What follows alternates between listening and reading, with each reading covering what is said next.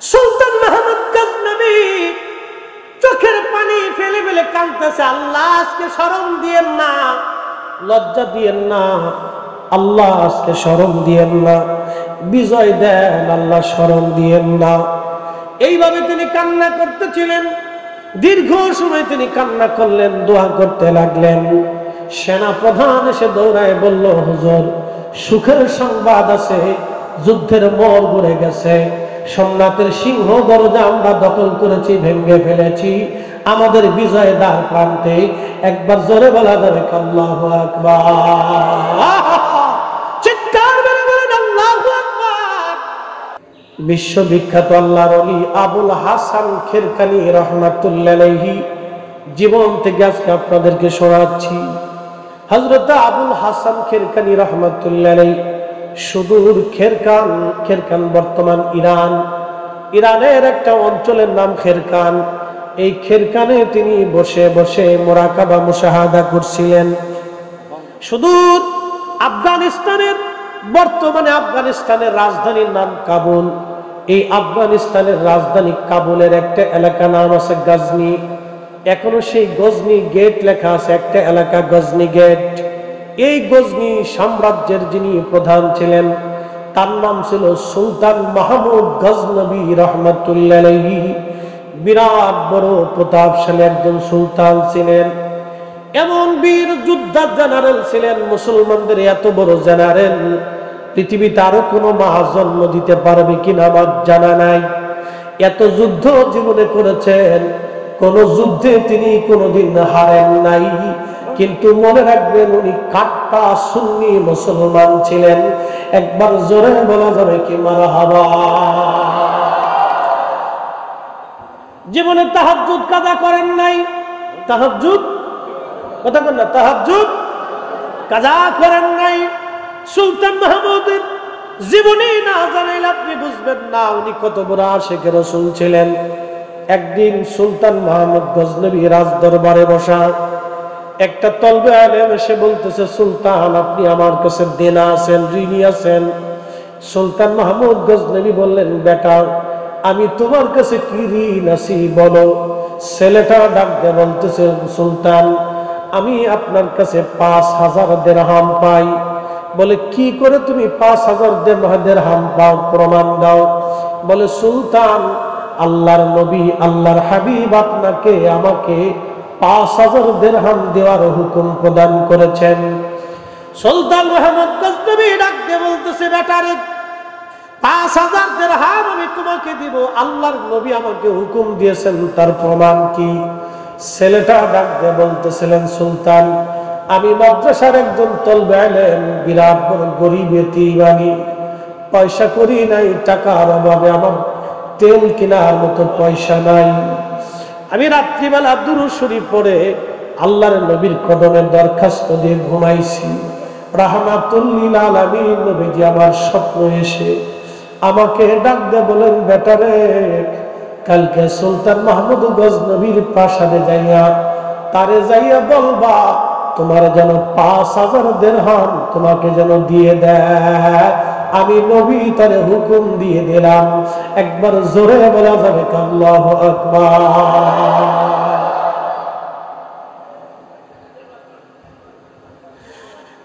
সাতকের মুসলমান খুবই মনোযোগ দিয়ে শুনে যাবে।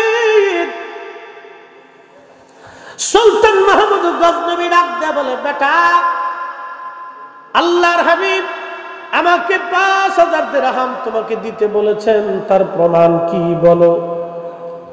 বলতেছে, সুলতান আমি আমার রসুলকে বললাম, ইয়া রাসূলুল্লাহ আমি যে 5000 দিরহাম চাবো, কিন্তু সুলতান তো প্রমাণ চাবে। আমি কি প্রমাণ দিব যে আপনি আমাকে হুকুম দিয়েছেন? ছেলেটাকে আল্লাহর নবী ডাক দিয়ে বলল, বেটারে সুলতান মাহমুদ গজনবীকে যায় বলবা প্রত্যেক দিন সুলতান মাহমুদ আমাকে 5000 বার দুরূদ শরীফ পড়ে রাত্রিবেলা আমাকে হাদিয়া পাঠায়। আজকে 7 দিন হলো সুলতান মাহমুদ আমারে কেন দুরূদ হাদিয়া পাঠায় না, জিজ্ঞাসা কইরো, তার কাছে কারণ জানতে চাইও। একবার জোরে বলবেন কি মারহাবা। না হয়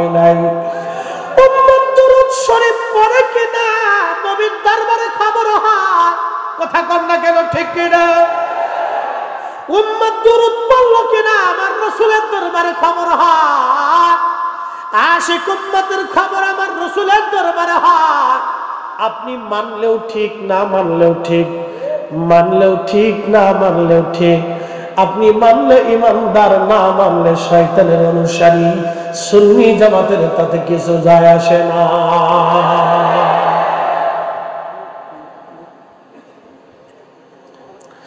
জবাব ছেলেটি ডাক দিয়ে বলতেছে, সুলতান আপনি বলে প্রত্যেক দিন রাত্রিবেলা 5000 বার দুরূদ শরীফ পড়ে আল্লাহর হাবিবকে হাদিয়া পাঠান।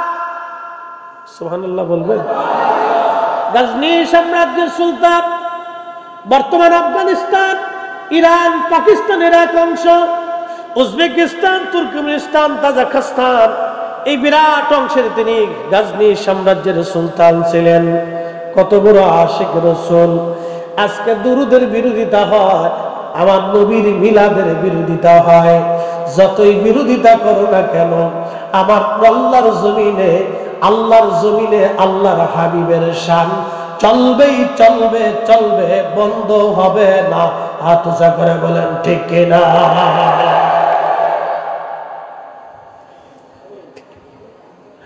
প্রশ্ন করি, জবাব দিবেন। জমিন কার? আসমান কার? জমিনে আইন চলে কার? আসমানে আইন চলে কার? সূর্য আইন মানে কার? চাঁদ আইন মানে কার? বাতাস আইন মানে কার? সমুদ্রের জোয়ার ভাটা আইন কার? সূর্যের আলো বেশি হবে না কম হবে আইন কার? আবহাওয়ার পরিবর্তন আইন কার? तमाम সৃষ্টি আল্লাহর আইনে চলে, আমরা আল্লাহর আইনে চলি। মিলাদুন নবীর মাহফিল ও আল্লাহর আইনে হয়, কথা বলেন ঠিক কিনা? খুবই মনোযোগ দিয়ে শুনবেন। সুলতান মাহমুদ গজনবী রাহমাতুল্লাহ আলাইহি যুবক ডাক দিয়ে বলল, হুজুর সুলতান, আজকে 7 দিন হলো আপনি আল্লাহর নবীকে দুরূদ হাদিয়া পাঠান নাই। সুলতান মাহমুদ গজনবী চোখের পানি ছেড়ে দিয়ে কাঁদে আর বলে, বেটা তুমি সত্যি বলেছ, আল্লাহর নবী সত্যি হুকুম দিয়েছে। আজকে 7 দিন হলো আমি দুরূদ শরীফ পাঠাই না। রাজ্যের কাজে, সাম্রাজ্যের কাজে আমার দুরূদ শরীফ আমি পড়তে পারি নাই 7 দিন। প্রত্যেক দিন রাত্রিবেলা আমি 5000 বার দুরূদ শরীফ পড়ে আল্লাহর নবীকে হাদিয়া না দিয়ে আমি সুলতান মাহমুদ ঘুমাই না। আল্লাহর নবী ঠিক বলেছে রে বেটা, তুমি নিয়ে যাও আমার কাছ থেকে 5000 স্বর্ণ মুদ্রা। জীবনে যদি প্রয়োজন হয় আমার কাছে আসবা, তোমার দুনিয়ার জীবনের সব প্রয়োজন আমি মিটাই দিতে পারবো। লজ্জা করবা না, রাসূল তোমাকে আমার কাছে পাঠাইছে। আমি সুলতান মাহমুদের কত বড় বুলন্দ নসিব, আল্লাহর নবী আমার দুরূদের খবর নেয় বেটারে। তোমার কারণে আমি আমার দুরূদের সংবাদ শুনতে পারলাম। সেই সুলতান মাহমুদ গজনবী রাহমাতুল্লাহ আলাইহি কাট্টা সুন্নি মুসলমান ছিলেন, আল্লাহর ওলি ভক্ত ছিলেন তিনি। বিশ্ববিখ্যাত ওলি কামেল আবুল হাসান খেরকানি রাহমাতুল্লাহ আলাইহি রাজ দরবারে তিনি চলে গেলেন। ওলিরা দুনিয়ার মুখী হয় না।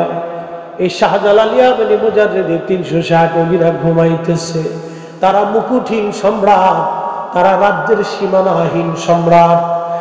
এমন সম্রাট তারা 750 বছর ধরে উনাদের কোনো পরাজয় নাই, উনাদের কোনো ক্ষয় নাই, উনাদের কোনো পরাজয় নাই। সাম্রাজ্য নাই, বিরাট বড় সাম্রাজ্য নাই, বিরাট বড় মসনদ নাই, সেনাবাহিনী নাই, পুলিশ ডিভিশন নাই, গোয়েন্দা বাহিনী নাই, বিরাট বড় রাজপ্রাসাদ নাই। একটা মাজার শরীফে তিনি ঘুমিয়েছেন শাহজালাল ইয়ামানি মুজাদ্দিদি। 750 বছর ধরে কোটি কোটি কোটি কোটি মুসলমান ওনার জিয়ারতে, কোটি কোটি মুসলমান ওনার জিয়ারতে 750 বছর ধরে ওনার মাজারের পাশে বসে বসে আল্লাহর দরবারে কাঁদতে থাকে। এমন মুকুটহীন সম্রাট, ওরা বলে একটা মাজারও রাখবে না, একটা দরবারও রাখবে না। তারা বলে দরবার রাখবে না, মাজার রাখবে না। আরে আর মাজার দরবারের দরকার নাই, যদি তোমাদের ক্ষমতা থাকে সবাই মিলেছে সুলতানে বাংলা শাহজালালের মাজারে হাত দিয়ে দেখো, বাংলার জমিনে বিশ্বযুদ্ধ লেগে যাবে।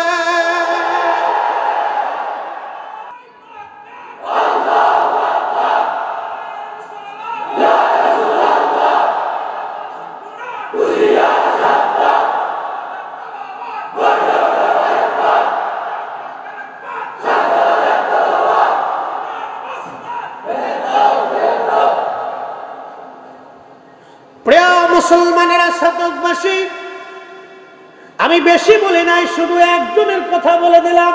কি কথা কন না কেন? বেশি লাগবে? বাংলাদেশে বিশ্বযুদ্ধ হয়ে যাবে, বিশ্বযুদ্ধ। কথা কন না কেন? কথাটা বলে এত সহজ? এগুলি স্বপ্নই দেখা যায়, আর খালি বড় বড় ঢাক ছাড়া যায়, হ্যাঙ্গে চড়ে শেষ করে ফেলে দেয়।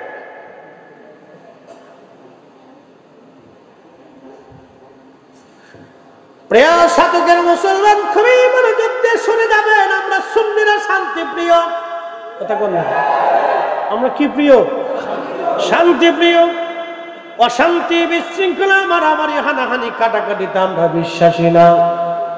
আমরা সুফি যারা ছিলেন তারা এগুলি তো বিশ্বাসী ছিলেন না। তবে একটা কথা মনে রাখবেন, ঘটনা শোনাইতেছি, সুফিদেরকে খেপাইয়া কারো রাজত্ব দুনিয়াতে টিকে থাকে না। আল্লাহুম্মা সাল্লি আলা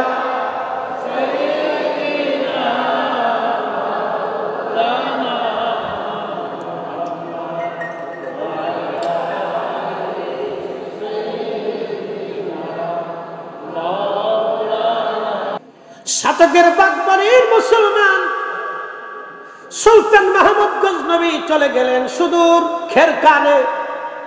আবুল হাসান খেরকানি রহমাতুল্লাহ আলাইহির বারগাহে। তিনি আবার ছিলেন হযরত বাইজিদ বুস্তামি রহমাতুল্লাহ আলাইহির পরে। বাইজিদ বুস্তামি রহমাতুল্লাহ আলাইহি বায়াত ছিলেন হযরতে ইমাম জাফর সাদিক রাহিমাহুল্লাহের কাছে। খুব মনোযোগ দিবেন। অনেক বড় দরদের ওলি ছিলেন তারা, আজকের কথা না, বহু আগের কথা। সুলতান মাহমুদ গজনবী গেলেন, যা দেখতেছেন আল্লাহর ওলি মুরাকাবায় জিকিরের হালতে বসা। খুবই মুরাকাবা জিকিরের হালত। আল্লাহর ওলি বসে আছেন, খাদেম পিছন দিক থেকে ধীরে ধীরে হুজুরকে বাতাস দিচ্ছে। সুলতান মাহমুদ গজনবী কোনো কথা নাই, চুপচাপ বসে আছেন তিনি। কারণ হুজুরের মুরাকাবা ভাঙবেন, যদি বেয়াদবি হয়, আল্লাহর ওলি যদি কষ্ট পায়। দেখেন আগের সুলতান যারা ছিলেন তারা ওলি ভক্ত ছিলেন, এতটাই ভয় পাইতেন যদি ভুল হয়ে যায়, আল্লাহর ওলির সাথে যদি বেয়াদবি হয়ে যায়। চুপচাপ তিনি বসে আছেন দীর্ঘ সময়। এত বিরাট সালতানাতের অধিকারী সুলতান একজন আল্লাহর ওলির কাছে অসহায়। কি কথা কন না কেন? ঠিক কিনা? আল্লাহর ওলির কাছে তিনি অসহায়, চুপচাপ বসে আছেন, কোনো কথা নাই। অনেক সময় পরে খাদেমকে ডাক দিয়ে বললেন, আল্লাহর বান্দা, আমি সুদূর আফগানিস্তানের গজনি থেকে আসছি। সুলতান মাহমুদ গজনবী, আমি গজনির সাম্রাজ্যের সুলতান, আল্লাহর ওলির খেদমতে আসছি। দয়া করে হুজুরকে একটু অবহিত করেন, আমি দোয়া নেওয়ার জন্য আসছি। খাদেম হুজুরের মুরাকাবা ভেঙে দিলেন। আবুল হাসান খেরকানি রাহিমাহুল্লাহ ডাক দিয়ে বললেন, বেটা মুরাকাবা কেন ভাঙলা? বলে, হুজুর, গজনি সাম্রাজ্যের সুলতান মাহমুদ গজনবী আপনার কদমে আসছেন দোয়া নেওয়ার জন্য, ইজাজতের জন্য। আল্লাহর ওলি ধমক দিয়ে বলেন, বেটা দুনিয়ার কুকুরকে বের হয়ে যেতে কর, আমার কাছে কেন আসছে এটা বের করে দেখে আমার থেকে। ও কেন আসছে বের হয়ে যেতে কর, ওর সাথে আমার কোনো কথা নাই, বের হয়ে যেতে বল। সুলতান মাহমুদ গজনবী খুব বিচক্ষণ ছিলেন। সামনে এসে আস্তে করে হুজুরের সামনে আদবের সাথে বসে যায়, বললেন, হুজুর ক্ষমা করে দিবেন, আমি আপনার কাছে দোয়ার জন্য আসছি। বলতেছে, কেন আসছো বলো? বলে হুজুর দোয়ার জন্য আসছি। কি দোয়া চাও তুমি? বলতেছে হুজুর ভারতের একটা বিরাট বড় মন্দির আছে সোমনাথ, এই মন্দির আমি দখল করতে চাই, এই এলাকা আমি দখল করতে চাই। আল্লাহর ওলি বললেন বেটা তুমি এই মন্দির দিয়ে কি করবা? কেন তুমি দখল করতে যাবা? কারণ কি? তোমার কি প্রয়োজনে পড়ছে? বলতেছে হুজুর আমি শুনছি, আমি জানছি আল্লাহর নবী মক্কাতুল মুকাররমায় কাবা শরীফের ভিতরে 360টা মূর্তি ভেঙ্গে ফেলে দিয়েছিল। এই ভাঙ্গা ভগ্নাংশ কিছু অংশ এনে তারা এই মূর্তি বানাইছে। আর তারা বলে নাকি মূর্তি এই মন্দির কেউ দখল করতে পারবে না। তাদের এই ইচ্ছাকে, বিশ্বাসটাকে আমি নষ্ট করে দেওয়ার জন্য, প্রতিহত করার জন্য, এবং ওই যে কাবা শরীফ থেকে ভেঙে ফেলে দেওয়া ভগ্নাংশ আমি একবারে চুরমার করে দেওয়ার জন্য আমি আক্রমণ করতে চাই। কিন্তু হুজুর আমার সেনাবাহিনী বিরাট বড় দুর্বল, এত বিরাট সেনাবাহিনীর সঙ্গে আমার এই ছোট্ট সেনাবাহিনী যুদ্ধে পারবে না। আমি আল্লাহ ওলির কাছে আসছি এজাজত নেওয়ার জন্য, দোয়া নেওয়ার জন্য। আপনি যদি দোয়া করে দেন তাহলে আমি যুদ্ধে জড়াবো, আর দোয়া যদি না করেন তাহলে আমি যাব না। আওয়াজ তুলে বলা যাবে আল্লাহু আকবার।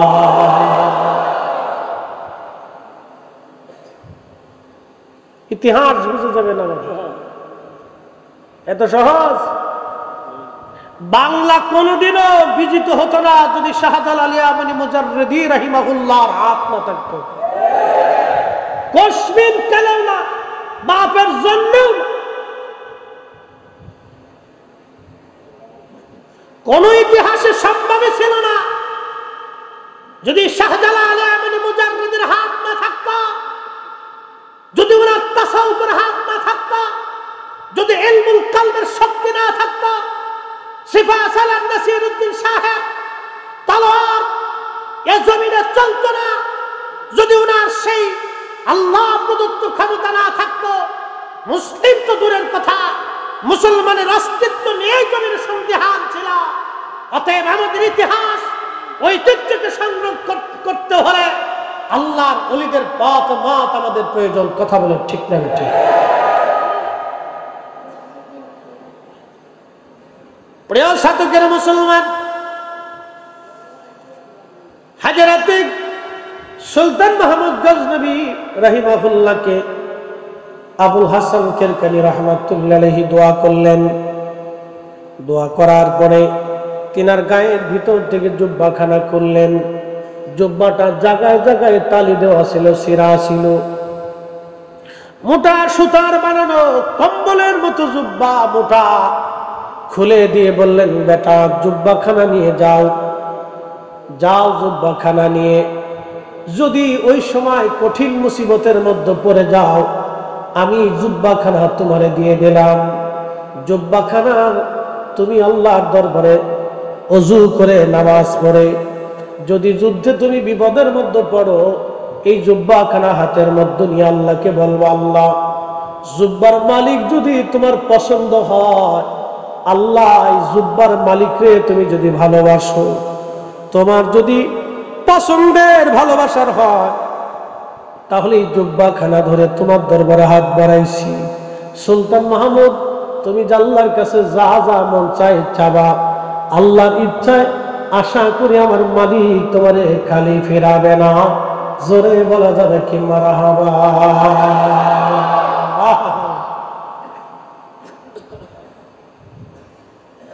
উসিলা উসিলা, এরা আবার বলে উসিলাই শিরিক। বুঝছেন না? উসিলা শিরিক। তাদের যুক্তি হলো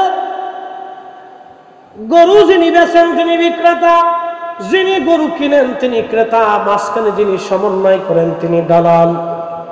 তাদের কথা যুক্তি দেখেন, যুক্তি সুন্দর কিন্তু গলদ আছে।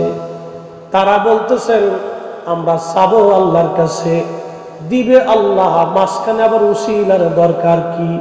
বলে উসিলা নামক কোন দালালের প্রয়োজন আমাদের নাই। কিন্তু আজকে শুনে যান, উসিলা শুধু আমরা চাই নাই, সাহাবীরা উসিলা চেয়েছে। বিশ্ববিখ্যাত সাহাবী খলিফায়ে রাশিদ রাশিদিনের অন্যতম খলিফা হযরত ওমর রাস্তা দিয়ে হেঁটে গেলে 40 দিন পর্যন্ত শয়তান ওই রাস্তা দিয়ে যাইতো না ভয়ে। হযরত ওমর তিনি সেই খলিফাতুল মুসলিমিন, খোলাফায়ে রাশিদ, তিনি সেই খলিফা। দজলা নীল নদে তিনি একমাত্র ব্যক্তি কলম দিয়ে চিঠি লিখে পাঠিয়েছিলেন। নীল নদ তার চিঠি অনুযায়ী আবার জোয়ার এসেছিল। তিনি সেই খলিফা। মদিনায় মসজিদে নববীর মিনারাতে মিম্বরে দাঁড়িয়ে সুদূর 200 মাইল দূর নাহবানদের যুদ্ধের ময়দান তিনি দাঁড়ায় দাঁড়ায় দেখেছিলেন। তিনি সেই খলিফা ওমর, যার আওয়াজ সুদূর নাহবানদের যুদ্ধের ময়দানে পৌঁছায় গিয়েছিল। তিনি সেই খলিফাতুল মুসলিমিন ওমর ন্যায় বিচারের তাগিদে নিজের সন্তানকে পিটিয়ে হত্যা করেছিলেন। তিনি সেই ব্যক্তি যিনি চুল পরিমাণ আল্লাহর আইনের বাহিরে কোনোদিন ফয়সালা দেন নাই। একবার জোরে বলা যাবে আল্লাহু আকবার।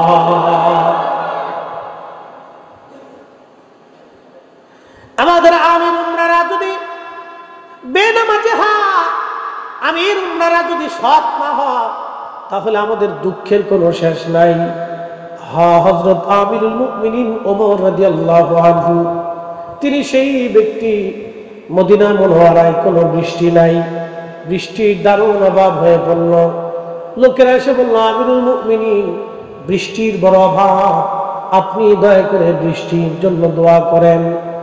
হযরত ওমর দোয়া শুরু করলেন। বর্ণনাকারী রাবী সাহাবী খাদিমুর রাসূল হযরত আনাস রাদিয়াল্লাহু আনহু বলতেছেন, হযরত ওমর রাদিয়াল্লাহু আনহু তিনি দোয়া করতেছিলেন, ওয়া ইন্না কুন্না নাতাওয়াসসালু বিআম্মিন নবিয়িনা, ওগো রব, এখন তোমার নবীজির চাচার উসিলা ধরে দোয়া করতেছি, দয়া করে আপনি আমাদেরকে বৃষ্টি দেন। হযরত ওমর দোয়া করে, আল্লাহ তোমার নবীজির চাচা আব্বাস রাদিয়াল্লাহু আনহুর উসিলা ধরলাম, আল্লাহ আকাশ থেকে বৃষ্টি দেন। হযরত রাবী খাদিমুর রাসূল আনাস বলতেছেন, ক্বালা ফায়াসকুন, আমি দেখলাম আল্লাহর আকাশ থেকে অজর দ্বারা বৃষ্টি নামা শুরু হয়ে গেল। একবার জোরে বলা যাবে আল্লাহু আকবার। তাহলে বলেন উসিলা আসে না নাই? যদি উসিলা শিরিক হয় তাহলে সাহাবীরা আগে শিরিক করছে।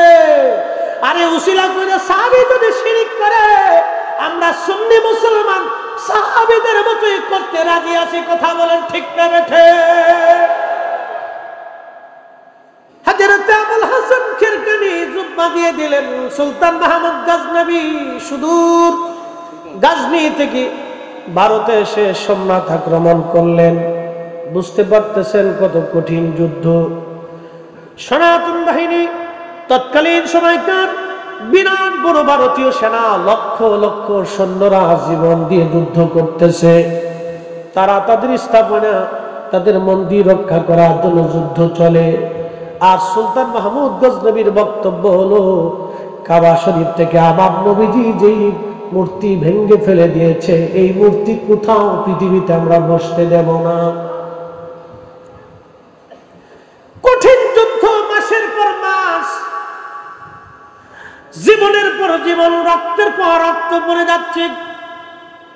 কঠিন জিহাদে এক পর্যায়ে সুলতান মাহমুদ গজনবীর সেনা প্রধান এসে বললেন, সুলতান, মন বলতেছে যুদ্ধের ময়দানে টিকে থাকা সম্ভব না। আমার অল্প সৈন্য দিয়ে এত বড় বাহিনীর সঙ্গে লড়াই সম্ভব হচ্ছে না। আমাদের সৈন্যদের মনোবল ঝিমিয়ে গেছে। মন বলতেছে এই বছর আমাদের সৈন্য ফিরে যেতে হবে। সুলতান মাহমুদ যুদ্ধের দিক নির্দেশনা দিয়ে তিনি চলে গেলেন তাঁবুর ভিতরে, ওযু করলেন, 2 রাকাত নামাজ পড়লেন। আল্লাহর কোরআন বলতেছে, ইয়া আইয়ুহাল্লাযীনা আমানুস্তাঈনু বিস-সাবরি ওয়াস-সালাহ।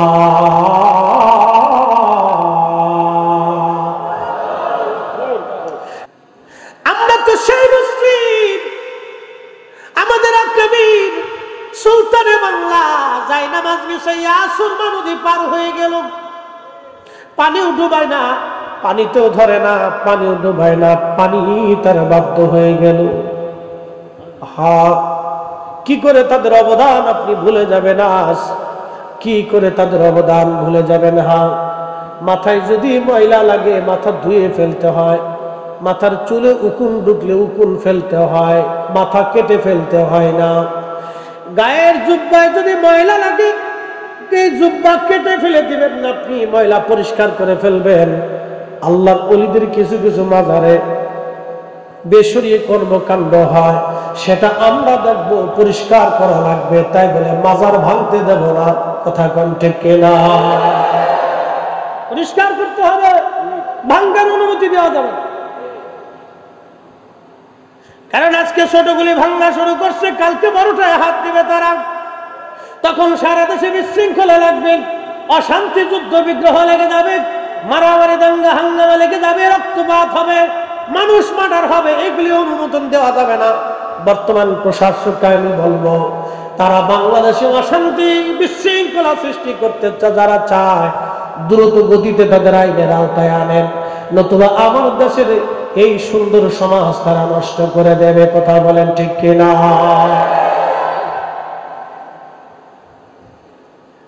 প্রিয় মুসলমান, খুব মনোযোগ দিয়ে শুনে যাবেন। হাজিরিন, সুলতান মাহমুদ গজনবী নামাজে দাঁড়িয়ে গেলেন, নামাজ শেষ, জুব্বা খানা হাতে নিয়ে আল্লাহর দরবারে হাত বাড়াইলেন। আমার কোরআনে আল্লাহ বলেন, কোরআন বলতেছে, আইয়ুহাল্লাযীনা আমানুস্তাঈনু বিস-সাবরি ওয়াস-সালাহ। হে ঈমানদার, তুমি আমি আল্লাহর কাছে সাহায্য চাও। দুইটা পদ্ধতিতে তুমি আমার কাছে সাহায্য চাবা। এক নম্বর পদ্ধতি হলো তুমি সালাতের মাধ্যমে সাহায্য চাবা। বিপদের মধ্যে পড়ে গেছো, মুসিবতের মধ্যে পড়ে গেছো, তুমি নামাজে দাঁড়াও, নামাজে দাঁড়াইয়া নামাজ শেষ করিয়া তুমি আল্লাহর দরবারে হাত বাড়াও। আজকে যারা নামাজের পরে দোয়া করতে দিতে চায় না, তারাই হলো শয়তানের দালাল। ঠিক কিনা? কোরআন বলতেছে নামাজ পড়ে তুমি আল্লাহর সাহায্য চাও। কোরআন বলতেছে নামাজ শেষ করে সালাতের মাধ্যমে তুমি সাহায্য চাও আল্লাহর কাছে। আর সে আমাকে বেদাতি বানিয়ে ফেলছে।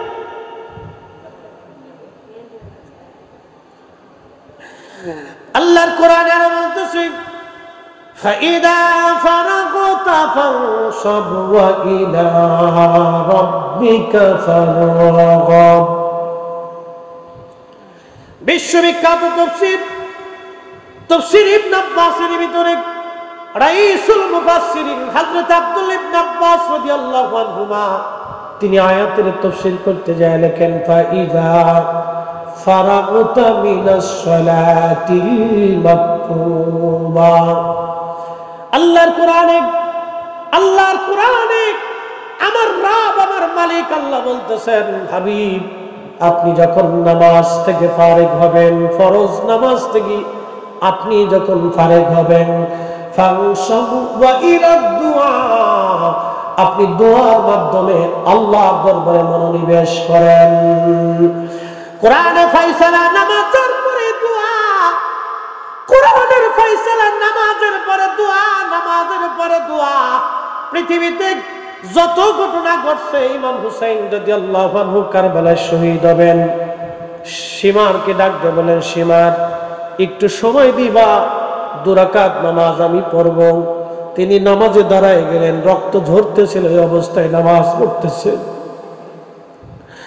রক্ত ঝরা অবস্থায় তিনি নামাজে দাঁড়িয়ে গেছেন। একটা দুইটা তীর না, 121টি তীরের আঘাত ছিল। 21টা বর্ষার আঘাত ওনার শরীর মোবারকে ছিল। 33টা তলোয়ারের আঘাত ওনার শরীরটাকে ঝাঁঝরা করেছিল। পৃথিবীতে একজন ব্যক্তির মাজার শরীফ 2টা, তিনি ইমাম হুসাইন। তোনার দেহ মোবারকের মাজার কারবালা, মাথা মোবারকের মাজার হলো বর্তমান আল আজহার বিশ্ববিদ্যালয়ের পাশে। ইমাম বুখারীর মাজার আছে, ইমাম তিরমিজির মাজার আছে, ইমাম নাসাঈর মাজার আছে, ইমাম আযম আবু হানিফার মাজার আছে, ইমাম শাফিঈর মাজার আছে, ইমাম হাম্বলের মাজার আছে, পৃথিবী বিখ্যাত ওলিয়া উলিয়াদের মাজার আছে। তাদের মাজার যদি সংরক্ষণ করা না হয়, মুসলমান তাদের ইতিহাস জানবে না, ঐতিহ্য জানবে না, ভুলে যাবে। কি কথা কন না কেন, ঠিক কিনা? তাদের মাজারের পাশে যখন মুসলমান দাঁড়াবে, তখন মনে হবে তিনি ইমাম বুখারী, আমিরুল মুমিনিন ফিল হাদিস। তিনার মাজার গম্বুজ করে তৈরি করা হয়েছে। আরে বিশ্ববিখ্যাত ইমাম ইকরাম উলামা ইকরাম তাদের মাজার যিনি নির্মাণ করেছেন, আল্লাহর নবীর মাজার আছে। আল্লাহর নবীর রওজা শরীফ ঢালাই করে জমিন পর্যন্ত, পাতাল পর্যন্ত ঢালাই করে সুলতান মাহমুদ গজনবী, না দুঃখিত, বিশ্ববিখ্যাত সুলতান নুরউদ্দিন জঙ্গি রহমাতুল্লাহ আলাইহি, আল্লাহর নবীর রওজা মুবারক পাতাল পর্যন্ত একেবারে সীসা দিয়ে ঢেলে তিনি রওজা শরীফকে একবারে ঢেকে ঘিরে একবারে সীসা দিয়ে তিনি গেঁথে দিয়ে গেছেন। আল্লাহর নবীর রওজা শরীফ তিনি গেঁথেছেন। ওই জমানার বিশ্ববিখ্যাত আইম্মায়ে ইকরাম ফকিহান ছিলেন, তারা কেউ বাধা দেয় নাই। আজকে তোমাদের হলো কি, খালি ভাঙতেই চাও, ভাঙতেই চাও। তার মানে ভাঙার কথা না, কথা হলো আমার দেশের উগ্রতার বিষ সরাই দিতে চাও, আমার দেশের অশান্তি বাঁধাইতে চাও। আমরা সুন্নিরা সজাগ থাকতে এদেশে অশান্তি বাঁধাইতে দেব না। কথা বলেন ঠিক কিনা?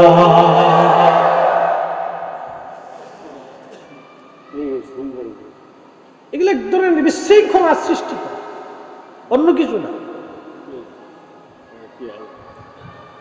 যার যার কাজ শেষে করে, কোনো অসুবিধা নাই। তবে উলামা ইকরামের দায়িত্ব, কোনো মাজারের বেসরি যদি কাজ হয়, তাহলে সর্বোপরি আলেমদের কাজ হলো সবাই এক জায়গায় বসবে। সব ঘরানার আলেম, সব ঘরানার আলেম সবাই বসবে। সমস্ত ঘরানার আলেমরা এক জায়গায় বসবে, সবাই সবাইকে দাওয়াত করবে, এক জায়গায় বসে বলবে অমুক মাজারে এই কাজ হয়, আসেন আমরা সেটাকে পরিষ্কার করি। সেই জন্য তারা তাদের কমিটিকে ডাকবে, এক জায়গায় বসাবে, বসাইয়া তাদেরকে সুন্দর করে পরামর্শ দিয়া মাজার থেকে বেসরি কাজগুলি সরাই দেওয়া এটা আলেমদের দায়িত্ব।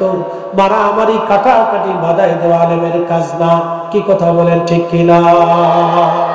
আমাদের কাজ না। হযরত ইমাম হুসাইন রাদিয়াল্লাহু আনহু তিনি নামাজে দাঁড়িয়ে গেলেন, রক্ত ঝরতেছিল, তিনি নামাজ ছাড়েন নাই, তখনও নামাজে দাঁড়িয়ে গেলেন, নামাজ পড়লেন। নামাজ শেষ করে তিনি আল্লাহর দরবারে হাত তুলে দোয়া করলেন, সালাতের মাধ্যমে তিনি আল্লাহর সাহায্য চাইলেন। আমাদের কাজ হলো সালাতের মাধ্যমে আল্লাহর সাহায্য কামনা করা। একবার জোরে বলা যাবে কি মারহাবা? সুলতান মাহমুদ গজনবী হাত বাড়াইছে, হাত বাড়িয়ে দিয়েছেন জুব্বাখানা নিয়ে। রাব্বি, আমার মুর্শিদ, তোমার ওলি আবুল হাসান খেরখানি রাহিমাহুল্লাহ, তিনি এই জুব্বাখানা আমারে দিয়া আমাকে বলেছিলেন, বেটা জুব্বা মুসিনাদ, এই তুমি বলবা দোয়াতে আল্লাহ জুব্বার মালিক যদি তোমার পছন্দ হয় তাহলে আমাকে এটা দাও, সেটা দাও। রব্বুল আলামিন, আজকে আমি হাত তুলেছি এই জুব্বাখানা হাতে নিয়ে, আল্লাহ আজকে আমি হাত বাড়াইলাম। রব্বুল আলামিন, এই জুব্বার মালিক যদি তোমার পছন্দ হয়, এই জুব্বার মালিক যদি তোমার পছন্দ হয়, তাকে যদি তুমি ভালোবেসে থাকো, আল্লাহ এই জুব্বার উসিলা ধরলাম, জুব্বার মালিকের উসিলা ধরলাম। আজকে আমি সুলতান মাহমুদ গজনবী এবং মুসলমানদেরকে পরাজিত করিও না আল্লাহ, শরম দিও না, আজকে বিজয় দিয়ে দাও। আজকে সোমনাথে আমাদের বিজয় দাও, পরাজয় দিও না আল্লাহ। সুলতান মাহমুদ গজনবী চোখের পানি ফেলে ফেলে কাঁদতেছে, আল্লাহ আজকে শরম দিয়েন না, লজ্জা দিয়েন না আল্লাহ, আজকে শরম দিয়েন না, বিজয় দেন আল্লাহ, শরম দিয়েন না। এইভাবে তিনি কান্না করতেছিলেন, দীর্ঘ সময় তিনি কান্না করলেন, দোয়া করতে লাগলেন। সেনা প্রধান এসে দৌড়ায় বলল, হুজুর সুখের সংবাদ আছে, যুদ্ধের মোড় ঘুরে গেছে, সোমনাথের সিংহ দরজা আমরা দখল করেছি, ভেঙে ফেলেছি, আমাদের বিজয় দ্বার প্রান্তে। একবার জোরে বলা যাবে আল্লাহু আকবার, চিৎকার করে বলেন আল্লাহু আকবার। তাহলে বলেন ওলির দরকার আছে না নাই? আমরা ওলিদের পক্ষে আছি, ওলিদের পক্ষে থাকবো। শাহজালালের জমিন, শাহপরানের জমিন, 360 আউলিয়ার জমিন, আল্লাহর ওলিদের জমিনে ওলিদের দেওয়া ইসলাম এদেশেই চলবে। হাত উঁচু করে বলেন ঠিক না বেঠে?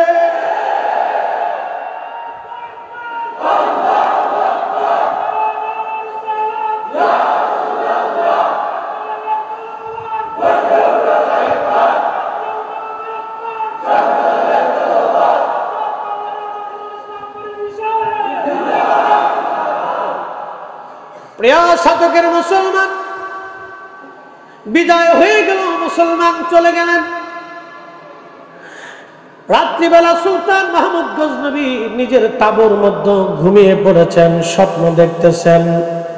আল্লাহর ওলি হযরত আবুল হাসান খেরকানি রাহমাতুল্লাহ আলাইহি স্বপ্নে আসলেন। এসে বলতেছে, সুলতান মাহমুদ গজনবী, বলো আমার জুব্বা তুমি কোন দামে বিক্রি করলা? তুমি যে জুব্বা বেচছো, কোন দামে বেচছো? দাম কি দাম পাইছো? কি দামে তুমি জুব্বা বিক্রি করলা? সুলতান মাহমুদ গজনবী দেখে বলতেছে, হুজুর, জুব্বা আমি জুব্বার উসিলা ধরে আজকে সোমনাথ বিজয়ের দোয়া করেছিলাম, আল্লাহ বিজয় দান করেছেন। সুলতান মাহমুদকে আবুল হাসান কিরকানি রাহমাতুল্লাহ আলাইহি বললেন, বেটা বড় ভুল করে ফেলছো, এত কম দামে কেন আমার জুব্বা তুমি বিক্রি করলা? কারণ কি? আরে সুলতান, বিজয় না চাইয়া তুমি যদি আল্লাহর কাছে বলতে, আল্লাহ সোমনাথে যত বিধর্মী আছে সবাইরে তুমি আজকে মুসলমান বানায় দাও, তোমার বাকি যুদ্ধ করা লাগতো না, আজকে সারা এলাকায় মুসলমান আল্লাহ বানায় দিতে। একসাথে যারা বলেন আল্লাহু আকবার। তাহলে ওলির দরকার আছে না নাই? ওলি লাগবে কিনা? ওলির পক্ষে আসে কিনা? আপনি থাকলেও আল্লাহর ওলি, না থাকলেও আল্লাহর ওলি।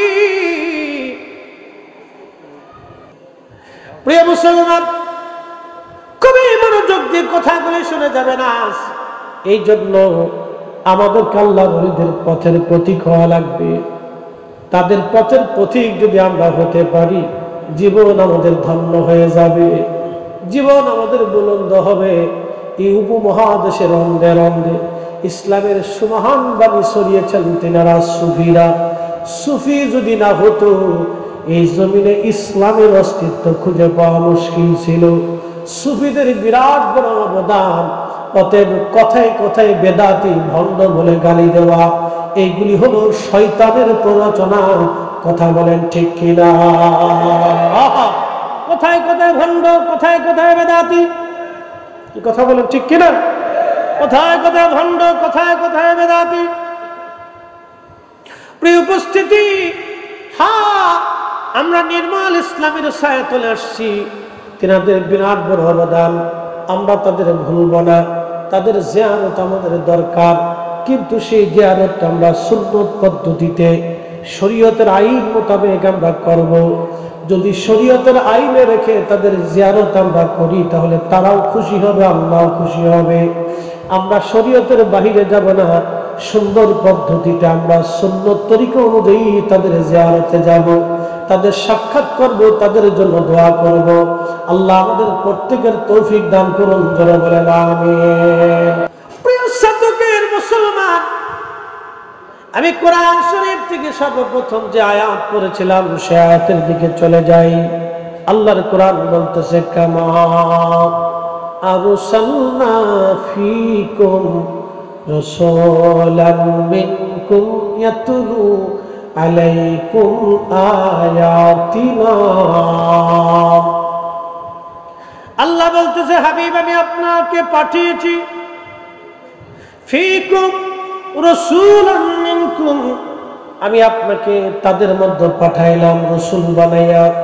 অন্য আয়াতে আল্লাহ বলেন, আইয়ুহান নাবিয়্যু ইন্না আরসালনাকা শাহিদ, হে নবী আমার বন্ধু আপনাকে পাঠিয়েছি আমি আল্লাহ সাক্ষী বানায়া শাহিদ বানায়া।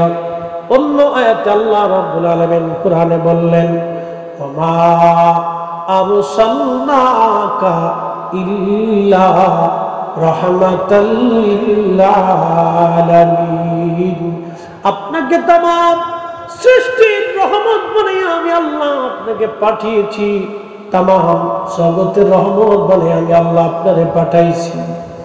আল্লাহ তার রাসূলকে পাঠাইলেন বিভিন্ন কারণে, বিভিন্ন কারণ দিয়ে আল্লাহ পাঠাইলেন। একটা কারণ হলো শাহিদ, সাক্ষী বানাইলেন। 2 নম্বর কারণ হলো মুবাশশির, সুসংবাদ প্রদানকারী করে আল্লাহ পাঠাইলেন। 3 নম্বর ওয়া নাযীরা, আল্লাহ ভীতি প্রদর্শনকারী হিসেবে পাঠাইলেন। 4 নম্বর দাঈয়ান ইলাল্লাহ, আল্লাহর দিকে তিনি আহ্বানকারী হিসেবে আল্লাহ তারে পাঠাইলেন। 5 নম্বর আল্লাহ বলেন ওয়াসিরাজাম মুনীরা, উজ্জ্বলতম প্রদীপ বানিয়ে আল্লাহ তার নবীকে আমাদের মধ্যে পাঠাইলেন। আহা রহমাতুল লিল আলামিন নবীজি 63 বছরের জীবনে মাত্র 23 বছর তিনি মানুষের মাঝে দাওয়াতের কাজ করেছেন। বাকি 40 বছর মক্কার অলি গলি দিয়ে তিনি ঘুরে বেরিয়েছেন, পাহাড়ে কাটিয়েছেন, সংসার করেছেন, বিয়ে শাদী করেছেন, বাচ্চা কাচ্চা হয়েছে। আহা এমন একজন মহিয়সী নারীকে তিনি বিয়ে করেছিলেন, তার নাম হযরতে খাদিজাতুল কুবরা রাদিয়াল্লাহু আনহা। তিনার লকব ছিল তাহেরা তাইয়্যিবা। এর অর্থ ছিল তিনি কোনোদিন কোনো মূর্তির সামনে মাথা নত করেন নাই, তিনি কোনো প্রতিমার সামনে মাথা নত করেন নাই, কোনোদিন কোনো পাথরের সামনে তিনি মাথা নত করেন নাই। জাহিলিয়াতের হারামি শারাবি খারাবি নাপাকি কোনোদিন তার ছোঁয়া তার গায়ে লাগে নাই। তিনি আমাদের মা হযরতে আম্মা জান খাদিজাতুল কুবরা 40 বছর তিনি মক্কার অলিগলি দিয়ে কাটাইলেন, ছাগল চড়াইলেন, দুম্বা চড়াইলেন। আল্লাহ কোরআন নাজিল করলেন 40 বছর বয়সে। এই কোরআন শরীফ নাজিল করার পরে রহমতের নবী মানুষের দ্বারে দ্বারে কালেমার দাওয়াত দিয়েছেন, গোপনে দিয়েছেন, প্রকাশ্যে দিয়েছেন। তিনি কালেমার দাওয়াত দিলেন। সর্বপ্রথম আমার নবীর কালেমার দাওয়াত যিনি মেনে নিলেন তিনি আম্মা জান খাদিজা। এরপরে বালকদের মধ্যে যিনি কালেমার দাওয়াত মেনে নিলেন তিনি হযরত আলী কাররামাল্লাহু ওয়াজ। এই 3 জন কাবা শরীফে নামাজ পড়তেন। আম্মা জান খাদিজা, হযরত আলী এবং আমার নবীজি 3 জন কাবা শরীফে তারা নামাজ পড়তেন। এই 3 জন কাবাতে মাঝে মধ্যে যায় নামাজ পড়তেন। এই 3 জন ছাড়া ওই সময় কাবায় নামাজ পড়ার কেউ ছিল না। খুব মনোযোগ দিয়ে শুনে যাবেন। হযরত আলী রাদিয়াল্লাহু আনহুর বয়স তখন 10। তিনি 10 বছর বয়সে কালেমা পড়েছিলেন। হযরত আলীর শরীরের ভিতরে কোনো শারাবি খারাবি হারামি নাপাকি কোনোদিনও তিনার শরীরে বাতাস পর্যন্ত লাগে নাই। তিনি কখনো মদ পান করেন নাই, তিনি কখনো নেশায় আসক্ত হন নাই। 10 বছর বয়সে কালেমা শরীফ পড়লেন তিনি, কোনো শারাবি খারাবি তার শরীরে লাগে নাই। খুব মনোযোগ দিবেন। তার সঙ্গে আমার নবীজি তার কন্যা ফাতেমাকে বিয়ে দিলেন। ফাতেমাকে বিয়েটা আল্লাহর আইনে হয়েছিল, নবীর ইচ্ছায় হয় নাই, সেই ইচ্ছাটা ছিল আমার আল্লাহ। খুব মনোযোগ দিবেন। হযরতে রাসূল করিম সাল্লাল্লাহু আলাইহি সাল্লামের ঘর ছিল খুবই দুর্বল, বাড়ির মধ্যে খাবার ছিল না। ফাতেমাকে সুন্দর কোনো পোশাক তিনি কিনে দিবেন নাই, নবী কিনে দিতে পারেন নাই। যদিও আল্লাহর পক্ষ থেকে আধ্যাত্মিক ক্ষমতা তার ছিল, কিন্তু কখনো দামি পোশাক ফাতেমারে দেন নাই। খাবারের অভাবে ফাতেমা রাদিয়াল্লাহু আনহা পুষ্টিহীন হয়ে গেলেন, হীন হলেন, দুর্বল হয়ে গেলেন। ঘরের মধ্যে খাবার থাকতো না। আম্মা জান খাদিজাতুল কুবরা ইন্তেকাল করার পরে হযরত ফাতেমা রাদিয়াল্লাহু আনহা নবীজির সঙ্গে মদিনায় চলে আসছে। ঘরের মধ্যে কিছুই ছিল না ফাতেমার। খোদায় খোদায় দিন চলে গেলেন। ও সাতকের মুসলমান মা বোনেরা, খুব মনোযোগ দিয়ে কথাগুলি শুনে যাবেন। হযরতে ফাতেমা রাদিয়াল্লাহু আনহার ঘরে তেমন কিছুই ছিল না। ওনার একটা বালিশ ছিল, এই বালিশটা খেজুর গাছের যে ছাল আছে, আপনারা জানবেন খেজুর গাছের ছাল, এই ছালগুলি আলাদা করে তিনি চামড়ার ভিতরে ঢুকাই দিয়ে সেলাই করে বালিশ বানিয়েছিলেন। উনি পুষ্টিহীন হয়ে গেলেন, খুবই ক্ষীণ হয়ে গেলেন। ফাতেমার 18 বছরের বয়স। আল্লাহ নবী বিবাহের জন্য হযরত আলী রাদিয়াল্লাহু আনহুকে পছন্দ করলেন আল্লাহর ইচ্ছায়। পছন্দ হয়ে যাওয়ার পরে দিন তারিখ নির্দিষ্ট হলো। হযরত আলীকে ডেকে বলেন, আলী রে, বিবাহ করার মতো তোমার কি আছে? হযরত আলী রাদিয়াল্লাহু আনহু বললেন, ইয়া রাসূলুল্লাহ, আমার তো কোনো সম্পদ নাই, আমার ঘরে খাট নাই, পালং নাই, বিছানাপত্র কিছুই নেই। ইয়া রাসূলুল্লাহ, আমার একটা ঢাল আছে, একটা তলোয়ার আছে, আর একটা গায়ের বর্ম আছে, লোহার পোশাক, যেটা গায়ে দিয়ে আমি যুদ্ধের ময়দানে যাই। আল্লাহর নবী বলেন, আলী, যুদ্ধের জন্য তলোয়ার দরকার, ঢালেরও দরকার, কিন্তু আপাতত বর্মটা তুমি বিক্রি করতে পারো। হযরত আলী রাদিয়াল্লাহু আনহু বর্মটা বিক্রি করার জন্য গেলেন। লোহার পোশাক বিক্রি করে দিবেন তিনি, কিন্তু লোকেরা দাম চায়, দাম বলে মাত্র 3 দিরহাম। হযরত উসমান রাদিয়াল্লাহু আনহু দেখলেন, আলী রে, তোমার বর্মের দাম কত? বলে লোকেরা 3 দিরহাম দেয়, বাকি দিরহাম দেয় না। আমি 3 দিরহাম দিয়ে ফাতেমারে কেমনে বিয়ে করব? কি করে সদাইপতি করব? দেনমোহর আমি দেব বলেন। হযরত উসমান গনি রাদিয়াল্লাহু তাআলা আনহু তিনাকে প্রায় 280 দিরহাম দিয়ে তিনি বর্মটা কিনে নিলেন। একবার জোরে বলা যাবে কে মারহাবা? একসাথে বলেন আল্লাহু আকবার। আমরা বিবাহকে কঠিন করে ফেলেছি, বিয়ে শাদীকে কঠিন করে ফেলেছি, বিয়েটাকে সহজ করে দিতে হবে। হযরত উসমান গনি রাদিয়াল্লাহু আনহু কিনলেন, হযরত আলী বিক্রি করে চলে যায়। উসমান রাদিয়াল্লাহু আনহু ডাক দিয়ে বলেন, আলী রে, দাঁড়াও, এই বর্মটা তোমাকে আবার আমি হাদিয়া দিয়ে দিলাম, কারণ যুদ্ধের ময়দানে বর্মের দরকার আছে। হযরত আলী বর্মটাও নিয়ে আসলেন, টাকাও নিয়ে আসলেন। কিছু টাকা দিয়ে দেনমোহর ধার্য করা হলো, কিছু অর্থ দিয়ে সুগন্ধি এবং বিবাহের সামানা কেনা হলো। হযরত ফাতেমার সঙ্গে আলীর বিয়ে হলো। আলীর ঘরে ফাতেমা গেলেন। তোশক ছিল না, বালিশ ছিল না, একটা মাত্র কম্বল, গায়ে লাগাইলে মাথা ঢাকে না, মাথা ঢাকলে পা ঢাকে না, পা ঢাকলে মাথা ঢাকে না। কোন রকম হযরত ফাতেমা রাদিয়াল্লাহু আনহার সংসার। উনি খেজুরের ওই ছাল দিয়ে তিনি সেই দিন বালিশ বানিয়েছিলেন। আমাদের বালিশ কত দামি, কত সুন্দর, কিন্তু হযরত ফাতেমার বালিশ ছিল খেজুরের ছাল দিয়ে বানানো, চামড়া দিয়ে বানানো ছিল সেই বালিশ। সেই বালিশ মাথায় দিয়ে দীর্ঘ জীবন চলে গেল ফাতেমা রাদিয়াল্লাহু আনহা। একদিন হযরত আলী রাদিয়াল্লাহু আনহু ডাক দিয়ে বললেন, ফাতেমা রে, ঘরের মধ্যে আমাদের বিরাট অভাব, তুমি জানো আমি বড় গরিব মানুষ, আমার কামাই রুজি তেমন কিছু নাই। ফাতেমা, আল্লাহ নবীর দরবারে গনিমতের মাল আসছে, তুমি যাইয়া কিছু গনিমতের মাল আমাদের জন্য নিয়ে আসো। হযরত ফাতেমা সন্ধ্যা রাত্রিবেলা আল্লাহর হাবিবের হুজরা শরীফে গেলেন, ঘরের দরজার মধ্যে টোকা লাগাইলেন। হযরত উম্মে আইমান রাদিয়াল্লাহু আনহা ঘরের মধ্যে ছিলেন। আল্লাহর নবী উম্মে আইমানকে ডেকে বলতেছে, উম্মে আইমান, শোনো, ঘরের দরজায় যে টোকা লাগাইতেছে, টোকার আওয়াজে মনে হয় এটা আমার ফাতেমার হাত।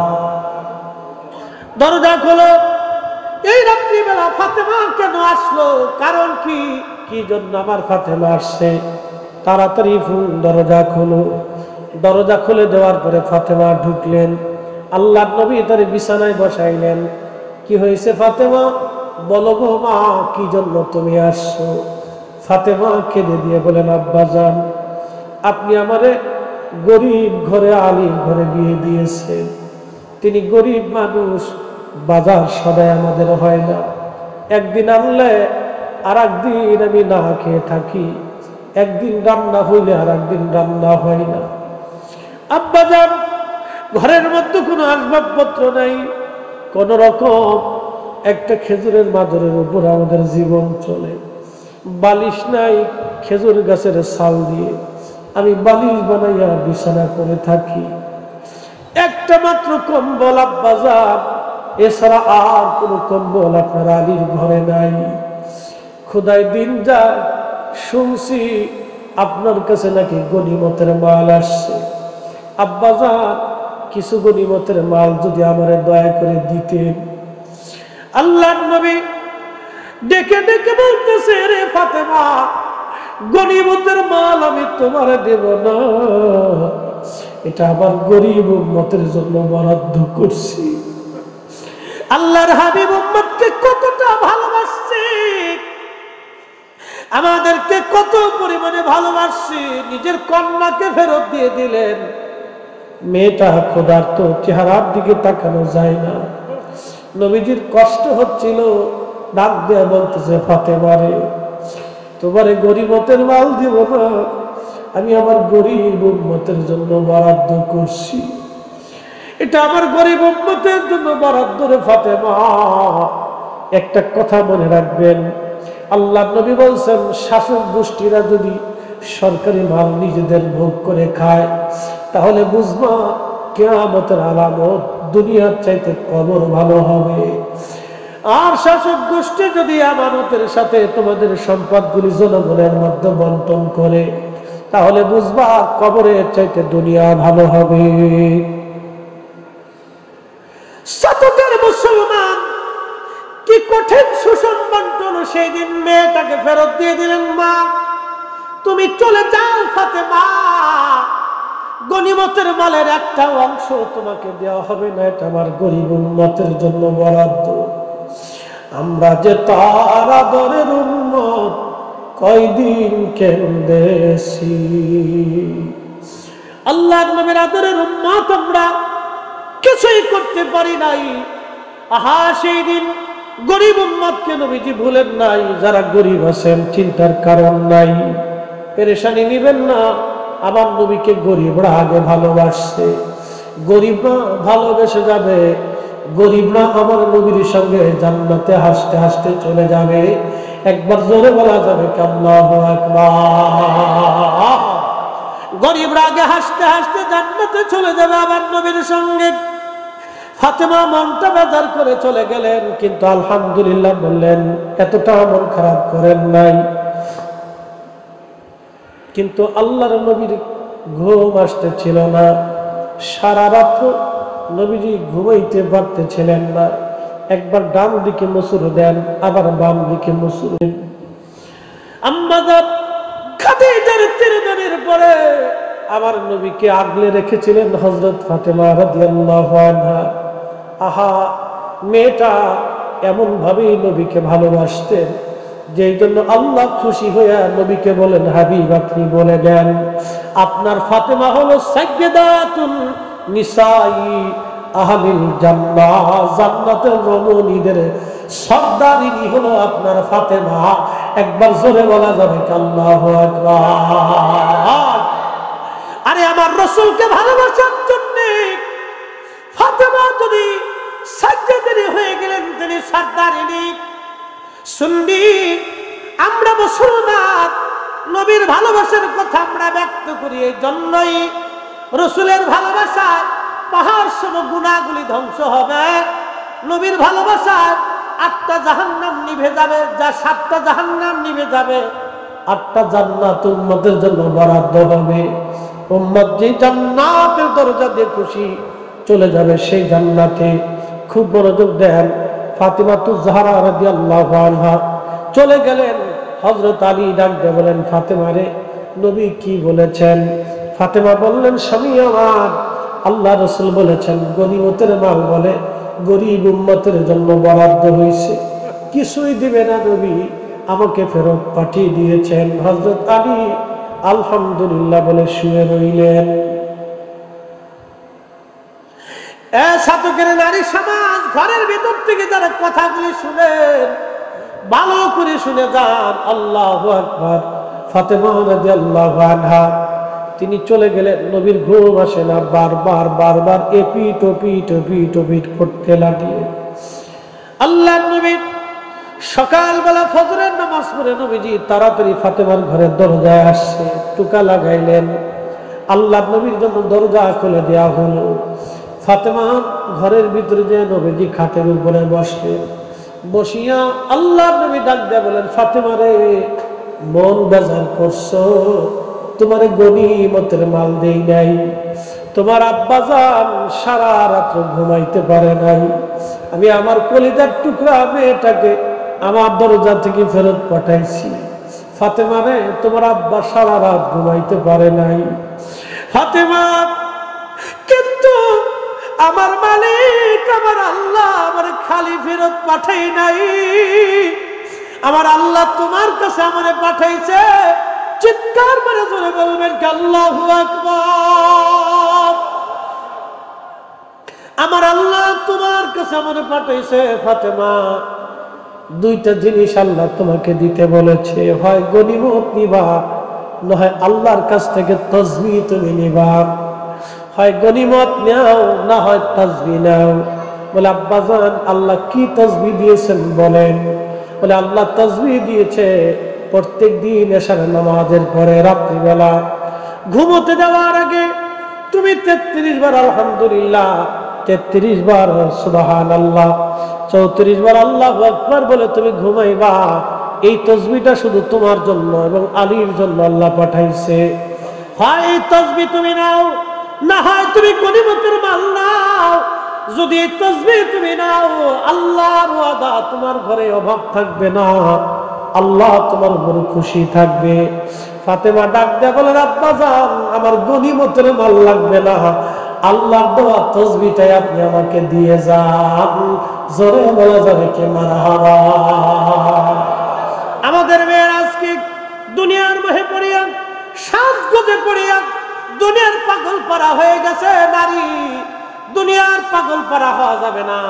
ফাতেমার আদর্শ যদি আমরা নিতে পারি, বোন আমার, হাসতে হাসতে আলমারউ মা মান হাব্বা, আল্লাহর নবীর কন্যা সাইয়্যিদাতুন নিসাই আহলিল জান্নাহ ফাতিমাতুজ জাহরা রাদিয়াল্লাহু আনহার সঙ্গে আমাদের হাসর নাসর হয়ে যাবে রে বোন, আপনার হাসর হবে। আল্লাহর নবী বললেন, তুমি যাকে মহব্বত করো তার সঙ্গে তোমার হাসর নাসর হবে। ও মুসলমান, খুব মনোযোগ দিবেন, আমি রাসূল ভালোবাসার কথা বলতেছি। আল্লাহর নবীর প্রত্যেকজন সাহাবী এইভাবে নিজের জীবনকে উপেক্ষা করে আল্লাহর নবীকে ভালোবাসতেন। তারা নিজেদের পিছনে চান্দা দিয়েছেন, গোশত দিয়েছেন, সব কিছু উজাড় করে দিয়ে নবীকে ভালোবাসতেন তারা। আমরাও সেভাবে ভালোবাসবো। কারো বেদাতের ফতোয়ার তক্কা শোনার সময় আমাদের নাই। আমরা রাসূলুল্লাহর পক্ষে স্লোগান দিয়ে যাবেন, কথা বলেন ঠিক না বেঠে? বলেন তো জমিন কার? না না হয় না, আরো জোরে বলেন, জমিন কার? আসমান কার? সব কিছু কার আইনে চলে? জিকির কার? নামাজ কার? জিকির নামাজ সব আল্লাহর। জমিন আল্লাহর, আসমান আল্লাহর। জমিন আল্লাহর, আসমানের নিচে জমিনের উপরে আল্লাহর পরে আরেকজনের জিকির চলে। কোরআন বলতেছে রাফা'না লাকা যিকরাক। হুজুর, ইদা যুকিরতু যুকিরতা মাই। হাবিব, আপনি উম্মতকে জানান, আমি আল্লাহর জিকির যেখানে, আপনি নবীর জিকির হবে সেইখানে। আমি আল্লাহর শান যেখানে, আপনি নবীর শান হবে সেখানে। আমি আল্লাহর স্লোগান যেখানে, আপনি নবীর স্লোগান হবে সেখানে। আল্লাহু আকবার স্লোগান যেখানে, নারে রিসালাতের স্লোগান হবে সেখানে। হাত উঁচা করে বলেন ঠিক না ঠিক? আল্লাহর কোরআনের মাহফিল যেখানে, ঈদে মিলাদুন নবীর মাহফিল হবে সেখানে। কথা বলেন ঠিক কিনা? যদি আল্লাহর আইনে, আল্লাহর জমিনে আল্লাহর আইন চলে, তাহলে আল্লাহর আইনের পরে আরেকজনের আইন চলে, সেটা আমার নবীর আইন। ঠিক কিনা?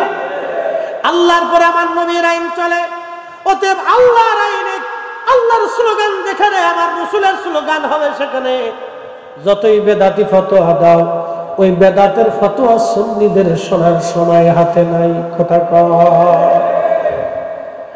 প্রিয় সাধুকের মুসলমান, খুব মনোযোগ দিবেন।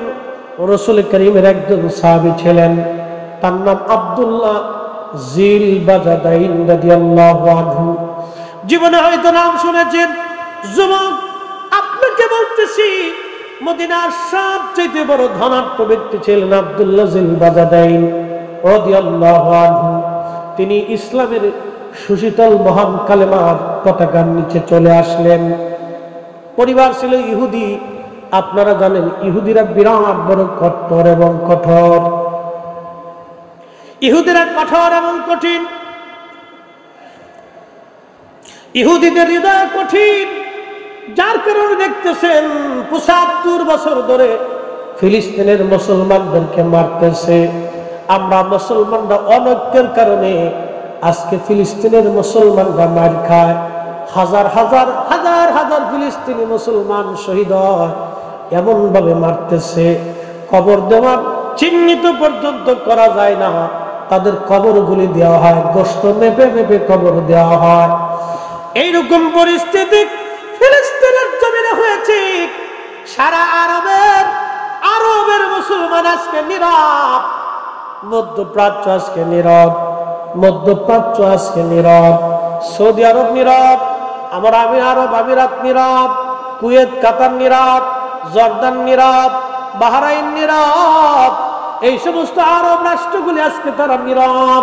ওরা নীরব হওয়ার কারণে আজকে ফিলিস্তিনের মুসলমানরা মার খায়। ওরা যদি নীরব না হতো তাহলে ফিলিস্তিন স্বাধীন হয়ে যাইত, ফিলিস্তিনের বাইতুল আকসা কাফেরদের অধিকারে যাইত না। কথা বলেন ঠিক কিনা?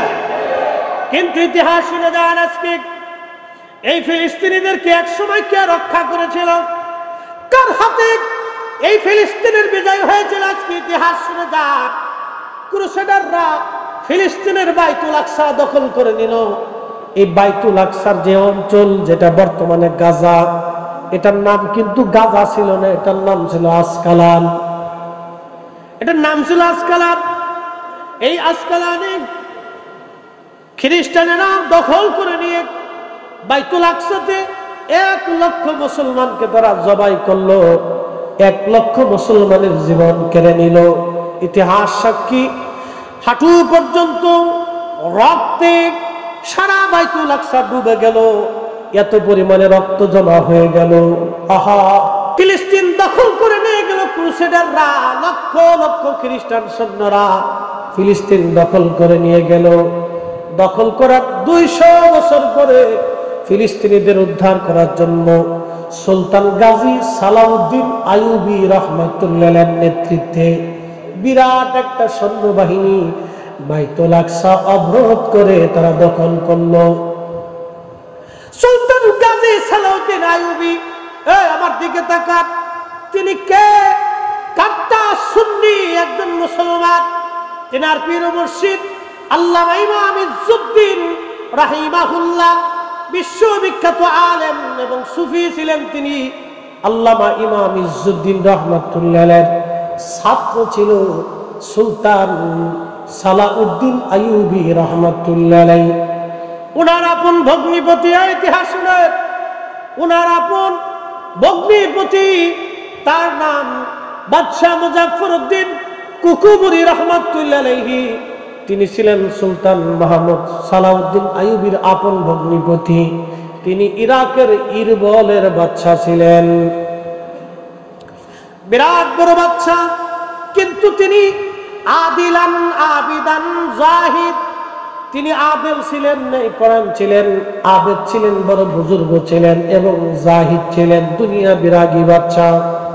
উনার স্ত্রী সুলতান গাজী সালাউদ্দিন আইয়ুবীর আপন বোন, তিনি টুপি বানাইয়া, টুপি সেলাই করে, টুপি বানাইয়া, টুপি সেলাই করে সংসার চালাইতেন। একবার জোরে বলা যাবে আল্লাহু আকবার। আর আমাদের দরবেশ নিয়ে গেল 60,000 কোটি টাকা, দরবেশ নিয়ে গেল 60,000 কোটি। আরে ভাই খুব মনোযোগ দিবেন, দরবেশ নিল ৬০,০০০ কোটি, এইভাবে যদি চলে যায় তাহলে আমাদের হক নষ্ট হবে। সেই দিনে রাজা বাচ্চা যারা ছিলেন তারা সেই দিন টুপি সেলাই করে সংসার চালাইতেন। খুব মনোযোগ দিয়ে যাবেন। রাজা বাচ্চা যারা ছিলেন সংসার চালাইতেন সেই দিন টুপি সেলাই করে। সুলতান গাজী সালাউদ্দিন আইয়ুবের আপন বোন, শুনে যাবেন আজকে ইতিহাস, তার স্বামী রাজকীয়ভাবে রাজদরবারে ১ লক্ষ স্বর্ণ মুদ্রা খরচা করে তিনি মিলাদুন নবীর মাহফিল করতেন। একবার জোরে বলা যাবে আল্লাহু আকবার? না না, আরো জোরে বলেন আল্লাহু আকবার। তার মানে বাইতুল আকসা যারা বিজয় করেছে, বাইতুল আকসা যারা কাফেরদের হাত থেকে ছিনিয়ে এনেছে, তারা মিলাদুন নবীর মাহফিল করতেন, মিলাদুন নবী করতেন। আমি লিখি নাই, ইমাম ইবনে কাসির আল বেদার মধ্যে লিখেছেন, ইমাম সুয়ুতি হুসনুল মাকাসিদে লিখেছেন, ইমাম মোল্লা আলী কারি আল মাওরিদের মধ্যে লিখেছেন। আমি লিখি নাই, আমি বলি না, ইমাম ইকরাম তাদের কিতাবের মধ্যে লিখেছেন। যারা বাইতুল আকসা মুসলমানদেরকে চিনিরা উপহার দিয়েছিলেন, কাফেরদের হাত থেকে ছিনিয়ে এনেছিলেন, তারা মিলাদুন নবী করতেন। তার মানে সুফিরা মিলাদুন নবীর মাহফিল করতেন। এটা যতই বন্ধ করে দেওয়ার চেষ্টা হোক, বাংলার জমিন কেন আজকে দেখলাম সারা পৃথিবীর প্রত্যেকটা বড় বড় শহরে মিলাদুন নবীর র্যালি হয়েছে। একবার জোরে বলা যাবে কি মারহাবা? ইতিহাস শুনেন, ইতিহাস শুনে যান, এগুলি আমাদের জানার দরকার। সুলতান গাজী সালাউদ্দিন আইয়ুবী সেই দিনের সেই বীর মুজাহিদ, তিনি যদি তলোয়ার না ধরতেন, আজকের এই Morocco, Algeria, Nigeria, Sudan, Ethiopia, Kenya, Senegal, আফ্রিকাতে ইসলাম, এশিয়া মাইনরে আরবের দেশ, লিবিয়া, লেবানন, টিউনিশিয়া, এই যে আপনার জর্দান, এরপরে সিরিয়ার এক অংশ থেকে শুরু করে বিরাট অংশ ক্রুসেডাররা দখল করে নিয়ে গেল মিশর পর্যন্ত। সেই দিন সুলতান গাজী সালাউদ্দিন আইয়ুবী লড়াই করে করে করে করে করে করে কাফিরদের হাত থেকে মুসলিম দেশগুলি পুনরুদ্ধার করে বাইতুল আকসা বিজয় করেছিলেন। তিনি সেই আবিদ জাহিদ, তার বোন টুপি সেলাই করে সংসার চালাইতো, তার স্বামী বিশ্ববিখ্যাত সেই আবিদ বাচ্চা জাহিদ বাচ্চা মুজাফফরউদ্দিন কুকুবরী রাহিমাহুল্লাহ রাজকীয়ভাবে বিশাল আকৃতি করে মিলাদুন নবীর মাহফিল ইন্তজাম করতেন। তারা শুধু আবিদ ছিলেন না, আশিক রাসূল ছিলেন। একসাথে জোরে বলা যাবে মারহাবা? আল্লামা মোল্লা আলী কারি তিনি তিনার কিতাব আল মাওরিদের মধ্যে তিনি আরেকখানা ঘটনা লিখতেছেন। ভারত উপমহাদেশে আরেকজন বাদশা ছিলেন, তার নাম বাদশা হুমায়ুন। নাম শুনছেন না আপনারা? বাদশা হুমায়ুন। এই হুমায়ুন বাদশার ছেলের নাম সম্রাট আকবর, বাবার নাম জহিরুদ্দিন মোহাম্মদ বাবর। এই বাবর ছিলেন আফগানি। বাদশা হুমায়ুন তেনার রাজদরবারের ওই সময়ে নকশবন্দিয়া তরিকার একজন শ্রেষ্ঠতম ওলি ছিলেন। এই আমার দিকে তাকান, রামপুর দরবার, নকশবন্দিয়া সিলসিলা। আরো প্রত্যেকটা ওলিরা, কেউ নকশবন্দিয়া, কেউ মুজাদ্দিদিয়া, কেউ কাদেরিয়া, কেউ চিশতিয়া, কেউ আবার চাবু তরিকার সবক আছে।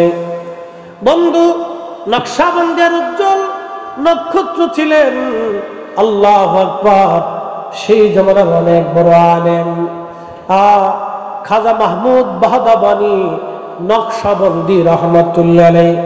খাজা মাহমুদ বাহদাবানী নকশবন্দি।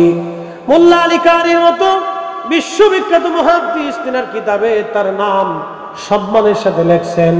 ওই জামানার আরিফ বিল্লাহ অর্থাৎ আল্লাহর পাগল ছিলেন, অনেক বড় আল্লাহর ওলি খাজা মাহমুদ বাহদাবানী নকশবন্দি রহমাতুল্লাহ আলাইহি। তিনি নকশবন্দি তরিকার ওই সময়কার বিরাট বড় আল্লাহ ওয়ালা। তিনি আসলেন ভারতের দিল্লিতে। বাদশা হুমায়ুন তখন তিনার প্রধান ওজির বৈরাম বেগকে বললেন, বৈরাম আপনি একটু যান, হুজুরকে আমার রাজ দরবারে দাওয়াত করে এনে দোয়া করাইতে হবে। বৈরাম যায় বললেন, হুজুর আল্লাহর ওলি আপনাকে দাওয়াত করেছেন বাদশা হুমায়ুন রাজ দরবারে, আপনি একটু দাওয়াত কবুল করে নেন। এবং দাওয়াত কবুল করে নিয়ে আপনি রাজ দরবারে দোয়া করে আসেন। সেই দিন বাদশাহ হুমায়ুনের উজিরকে খাজা মাহমুদ বাহদাওয়ানি নকশবন্দি বললেন, ও উজির আপনি চলে যান, আমি মাহমুদ বাহদাওয়ানি নকশবন্দি কোন রাজ দরবারে দাওয়াত গ্রহণ করি না, কোন রাজার কাছে আমি যাই না, এটা আমার আদতের বাহিরে। হুমায়ুনের প্রয়োজন হইলে তাকে আমার কাছে আসতে বলেন। একবার জোরে বলা যাবে কি মারহাবা? জোরে বলেন আল্লাহু আকবার। ওলিরা, ওলি যারা ছিলেন তারা সাম্রাজ্যের জন্য মুখাপেক্ষী ছিলেন না, সাম্রাজ্য আলারা ওলিদের কাছে যাইত। কি কথা কোন ঠিক কিনা? তো মনোযোগ দেন। বাহদাওয়ানি নকশবন্দি রহমতুল্লাহ বলে আপনি চলে যান। তো বৈরাম খান উজির আজম হুমায়ুনকে, বাদশাহ হুমায়ুনকে, মুঘল সাম্রাজ্যের বাদশাকে বললেন, বাদশাহ হুজুর এই কথা বলে দিয়েছেন তিনি কোন রাজ দরবারে দাওয়াত নেন না, তিনি আসবেন না। বৈরাম খান চলে গেলেন। আবার যা বলতে যে হুজুর বিয়াদবি নিবেন না, বাদশাহ আপনার খেদমতে আমাকে আবার পাঠাইছেন, আপনি এমন কি করলে আপনি রাজ দরবারে যাবেন দয়া করে বলেন।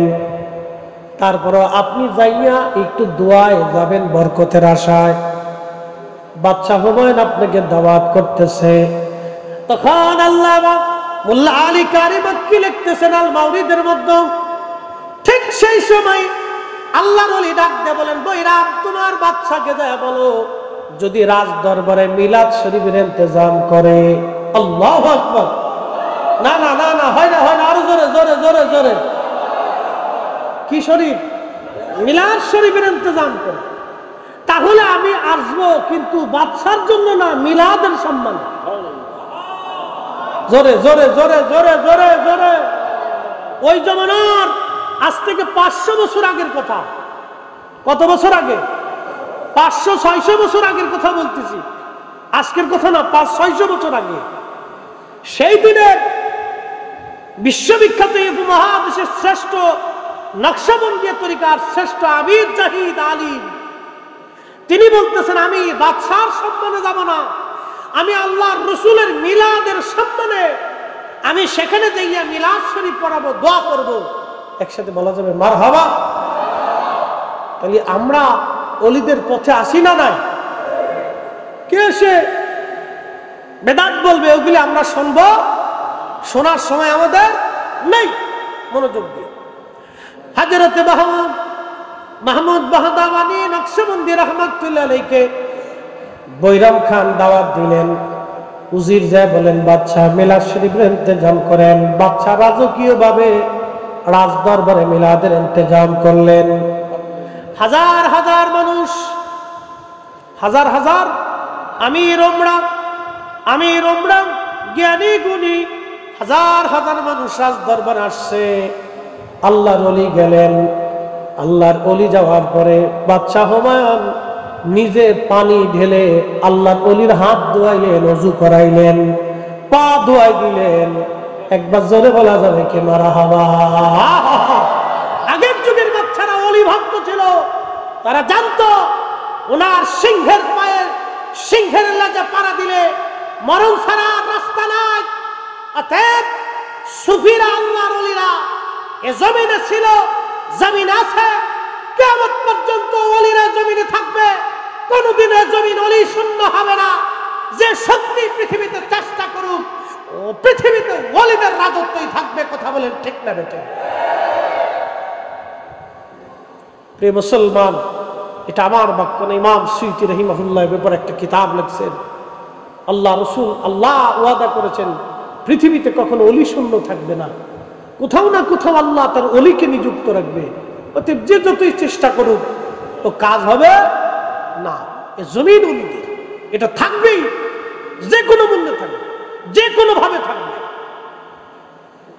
যদি কোনো এক জনপদ আল্লাহর ধ্বংস করে দিতে হয় তাও দেবে, যদি ভূমিকম্প দিয়ে মাটির নিচে নিয়ে নিতে হয় তাও নেবে, যদি সাগরকে উদ্দোলিত করিয়া হলেও মেরে দিয়ে ভাসিয়ে দিয়ে হলেও তাও নিয়ে রাখবে, যদি আল্লাহর প্রয়োজন পড়ে জনপদে আগুন ধরিয়ে পুড়িয়ে দিয়ে হলেও আল্লাহ তার ওলির ইজ্জতকে রক্ষা করবে। এই কথাটা সারা জীবন মনে রাখবেন। যদি আকাশের পানি দিয়ে, জমিনের বন্যা দিয়ে হলো মানুষ মিসমার করে দিয়ে হলো আল্লাহ তার ওলিদের সম্মানকে রক্ষা করবে। এটা আল্লাহ পাকের ওয়াদা, কখনোই নষ্ট হবে না, কখনোই হয়েছিল না, আগামীতেও হবে না।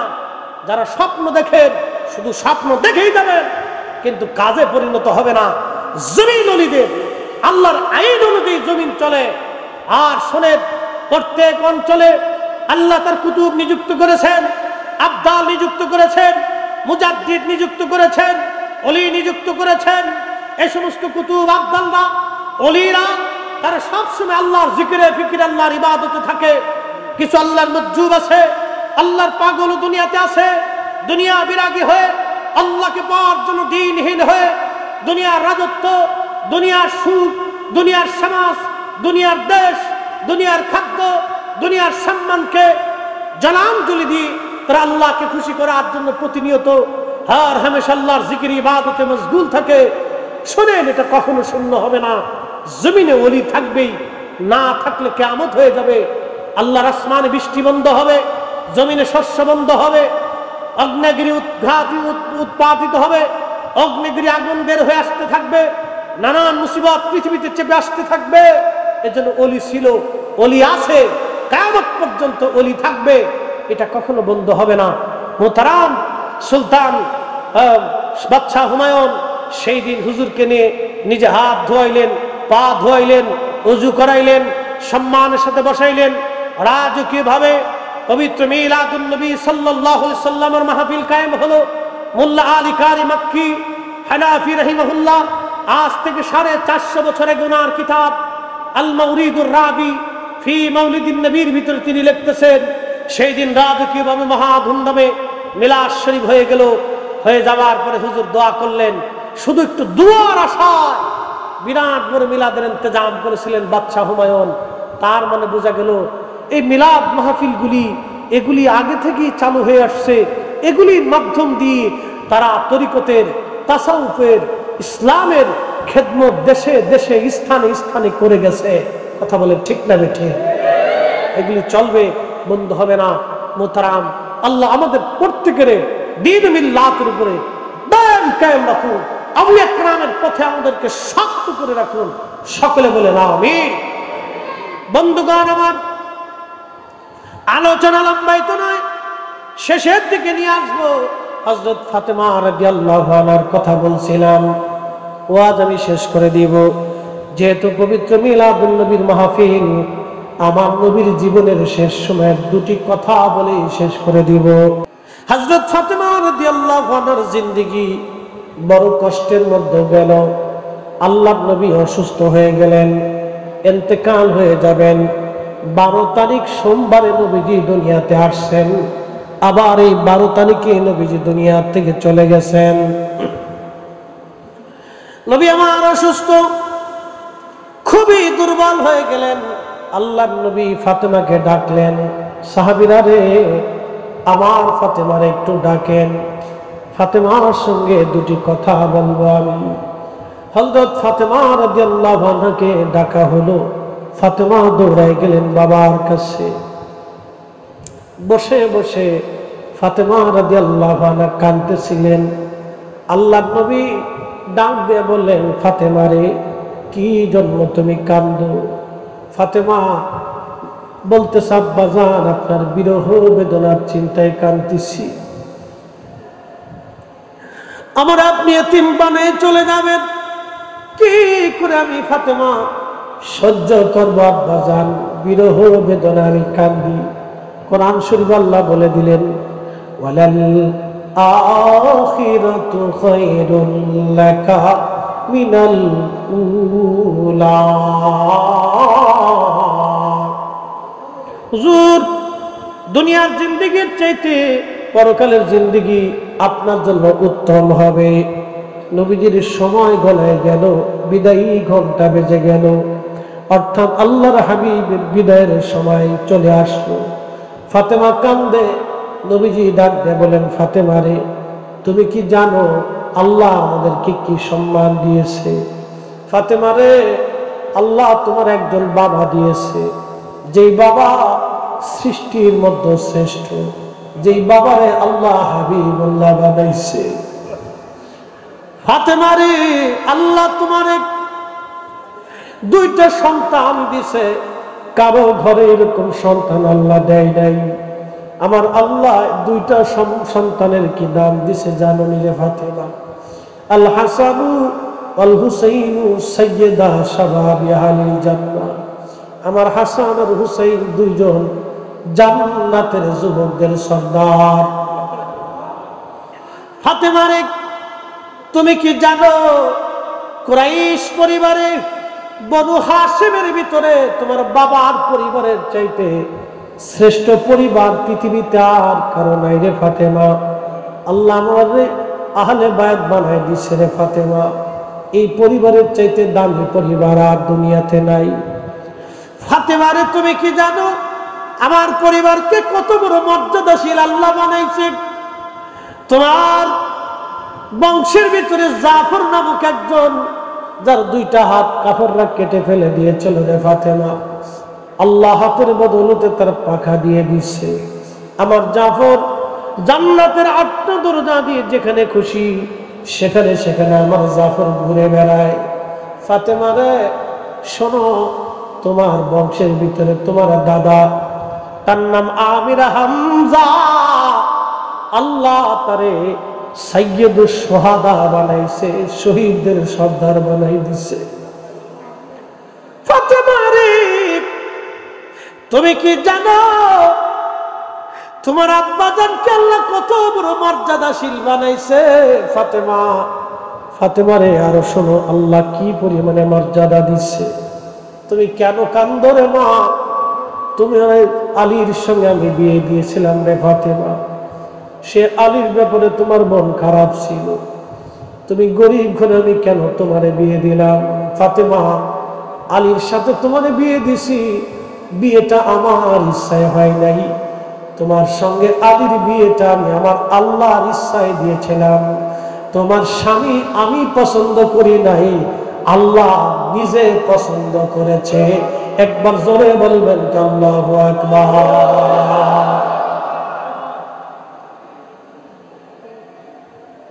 চিন্তা করেন তো কত বড় দামি পরিবার। আল্লাহর নবী ডাক দেখে, ফাতেমা মন খারাপ করো না, তুমি আমার তোমার কানটা আমার কানটা আমার মুখের সামনে লাগাও। হযরত আল্লাহর নবী কানে কানে কি যেন বললেন। ফাতেমা হাসতে লাগতেছে, মুস্কি মুস্কি হাসতে হাসতে বের হয়ে আসে। আম্মা জান আয়েশা সিদ্দিকা ডাক দিয়ে বলতেছে, ফাতেমা একটা বিষয় বুঝলাম না, তুমি প্রথমে কাঁদলা পরে হাসলা, কারণ কি? ফাতেমা রাদিয়াল্লাহু আনহা ডাক দিয়ে বললেন, আম্মা জান আমাকে নবীজি প্রথমে বিরহ বেদনার কথা বলেছেন। নবী বলেছেন আমাদের ছেড়ে বলে চলে যাবে। বাবার বিরহে আমি কাঁদতেছিলাম, কিন্তু আমার নবী আমার আরেকটা সুসংবাদ দিয়েছেন কানে কানে। বলে কি সংবাদ? ফাতেমারে বলো। আল্লাহর নবী বলছেন, ফাতেমা আমার ইন্তেকালের পরে আমার পরিবারের মধ্যে তুমি প্রথম মারা যাবা, আর একসঙ্গে আমরা 2 মা এবং বাপ বেটি একসঙ্গে জান্নাতুল ফেরদাউসে আমরা একসাথেই থাকবো। আমার আব্বা আমাকে সুসংবাদ দিয়েছেন, এই জন্য আমি খুশিতে মাতোয়ারা হয়ে হাসতেছি। একবার জোরে বলা যাবে কি ইয়া রাসূলুল্লাহ। জিব্রাইল 3 দিন পর্যন্ত নবীজির কদমে আসলেন, খোঁজ খবর নিলেন। 4th দিন জিব্রাইল আর আজরাইল আলাইহিস সালাম একজন একসাথে আসছে। যদি কোনোদিন মদিনাতে যান, এখনো সেই বাবে জিব্রাইল বাম পাশে আছে, আমাদের কিবলামুখী বাম পাশে বাবে জিব্রাইল এখনো আছে। যেই দরজা দিয়ে জিব্রাইল আসতেন, বাবে জিব্রাইল দিয়ে জিব্রাইল আর আমিন আমার নবীজি ঢুকলেন, আজরাইল দুইজনে ঢুকলেন, সালাম দিলেন। নবীজি ডাক দিলেন, জিব্রাইল আপনার সঙ্গে উনি কে? বলে ইয়া রাসূলুল্লাহ, উনি সেই ব্যক্তি যে মায়ের কোল থেকে সন্তান ছিনাইয়া নেয়। উনি সেই ব্যক্তি বাবার কোল থেকে সন্তান কেড়ে নিয়ে যায়। হুজুর উনি সেই ব্যক্তি সন্তানের কোল থেকে বাবারে নিয়ে চলে যায়। উনি সেই ব্যক্তি সন্তানদেরকে এতিম বানায়। উনি সেই ব্যক্তি যিনি ডাক্তারের সামনে থেকে রোগী নিয়ে চলে যায়। উনি সেই ব্যক্তি মালাকুল মউত। কোরআন আল্লাহ বলছেন ফাইন্নাহু মুলাকিকুম, এই ব্যক্তির সঙ্গে সৃষ্টির সবার মোলাকাত হবে, সব মানুষের মোলাকাত হবে। হুজুর আমার সঙ্গে আজকে তিনারে আল্লাহ পাঠায় দিয়েছে। জিবরাইল ডেকে বলেন, হুজুর জীবনে কোনদিন আর বুঝি এই দরজা দিয়ে ঘরে আর আসা হবে না। হুজুর 1,24,000 নবী রাসূলের কাছে আমি ওহী নিয়ে আসছিলাম, আপনি নবীর কাছে আমি 22,000 বার আসছি, আর কোনদিন আপনি নবীর কাছে আমার আর আসা হবে না।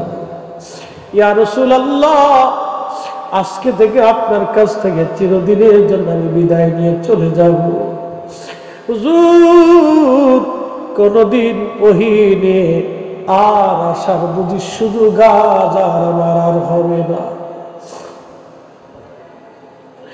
জিবরাইল সাহাবীরা হুজরা শরীফের বাহিরে মসজিদে নববী রিয়াজুল জান্নাহ, নবীজির মিম্বার শরীফ থেকে রিয়াজুল জান্নাহ, এখানে সাহাবীরা বসে আছে। চোখ টলমল প্রত্যেকজন সাহাবী। কোন কোন সাহাবী বসে বসে কাঁদতেছে। কি সংবাদ আসে আজ? আল্লাহর নবী নাকি আমাদের মাঝে বেশি অসুস্থ হয়ে গেছে। হযরত আবু বকর, ওমর, উসমান, আলী, তালহা, জুবাইর, বেলাল রাদিয়াল্লাহু আনহু পাগলপাড়া। কি সংবাদ আসে আজকে? সাহাবীরা পাগলপাড়া। আম্মা জানরা বলতেছিলেন, আমরা পাশের ঘরে সবাই মিলে কাপড় মোড়া দিয়ে, চাদর টেনে মোড়া দিয়ে বসে আছি। কি সংবাদ আমাদের মাঝে আসে? রাসূল কি দুনিয়াতে থাকবে নাকি না চলে যাবে? উম্মতের কঠিন দিন আসবে নাকি? রহমতের নবী আমাদের মাঝ থেকে বিদায় হবে নাকি চলে যাবে নাকি? খুব চিন্তিত আমরা। যদি রাসূল না থাকে রে, বেঁচে থাকবো কার জন্য? যদি রাসূল না থাকে কি ফায়দা হবে দুনিয়াতে? সবাই চিন্তায় পেরেশান। এমন সময় আজরাইল ডাক দিয়ে বলেন, ইয়া রাসূলুল্লাহ, আল্লাহ পাক আমারে হুকুম করছেন আপনার দরবারে পেশ করার জন্য। আপনি যদি অনুমতি দেন জান কবজ করে আপনাকে নিয়ে যাব, আর অনুমতি যদি না দেন আপনাকে রেখে চলে যাব। যতদিন মন চায় আপনি ততদিন দুনিয়াতে উম্মতের মাঝে থাকবেন। আল্লাহর নবী জিবরাইল আলাইহিস সালামের দিকে তাকায় বললেন, জিবরাইল হুকুম কি আল্লাহর এরকম? জিবরাইল ডাক দিয়ে বলেন, হ্যাঁ ইয়া রাসূলুল্লাহ, আল্লাহ আজরাইলকে পাঠাইছে আপনাকে নিয়ে চলে যাওয়ার জন্য। হুকুম দিছে আপনি এজাজত দিলে আপনাকে নিয়ে যাওয়া হবে, আর এজাজত যদি না দেন আপনাকে রেখে চলে যাওয়া হবে। হুজুর তবে আমার মালিক আমার আল্লাহ আপনার দিদারে আগ্রহী হয়ে আছে। আপনার দিদারে আল্লাহ আগ্রহী হয়ে আছে। আপনার দিদারে আল্লাহ আগ্রহী হয়ে আছে।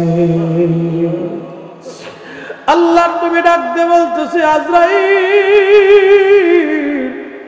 আমার মাসুক আমার আল্লাহ আমার দিদারে আগ্রহী। আজরাইল আর দেরি কইরো না, এবার আমাকে নিয়ে চলো, আর আমি থাকবো না। আজরাইল বক্ষ মোবারকে হাত দিলেন। নবীজি ডেকে বলেন, আজরাইল আমার কষ্ট হয়। আজরাইল বলতেছে, আল্লাহর কসম করে বলি ইয়া রাসূলুল্লাহ, সৃষ্টির মধ্যে আপনার জান কবজের ব্যাপারে আল্লাহ আমারে সতর্ক করে দিয়েছে। যদি আপনি নবীর কষ্ট হয়, যদি নবীকে আমি ব্যথা দেই, কষ্ট দেই, আমি যদি আমার সীমানার বাহিরে চলে যাই, আল্লাহ আমাকে জ্বালিয়ে পুড়িয়ে শেষ করে দেবে। রব্বে কারীম আমারে সতর্ক করে দিয়েছেন, আপনার জান কবজের ব্যাপারে এত সতর্ক করলেন আল্লাহ, যদি আমার বিয়াদবি হয়ে যায় আমি সর্বনাশ হয়ে যাবে আমার। হুজুর, আপনার আগে এবং পরে আপনার মতো কারো সঙ্গে আর এরকম আচরণ করা হবে না, কারো কাছ থেকে ইজাজত নেওয়া হবে না, অনুমতি নেওয়া হবে না। ইয়া রাসূলুল্লাহ, একটু কষ্ট হবে, ধৈর্য ধরেন। আপনার চাইতে এত আসানে কাউকে নেওয়া হয় নাই, আর কাউকে আল্লাহর দরবারে নেওয়া হবে না। তখন আমার নবী ডাক দিলেন, আজরাইল, তোমার কথাটা বলে দিয়ে যাই, আমার উম্মতের কষ্ট দিও না, আমার উম্মতের কষ্ট দিও না। আমরা সেই নবীর উম্মত, ইন্তেকালের সময় যে নবী আমাদেরকে ভুলে নাই, আমরা জীবন চলে যাবে, নবী ভুলতে পারবো না। হাত উঁচা করে বলেন ঠিক না বেঠে?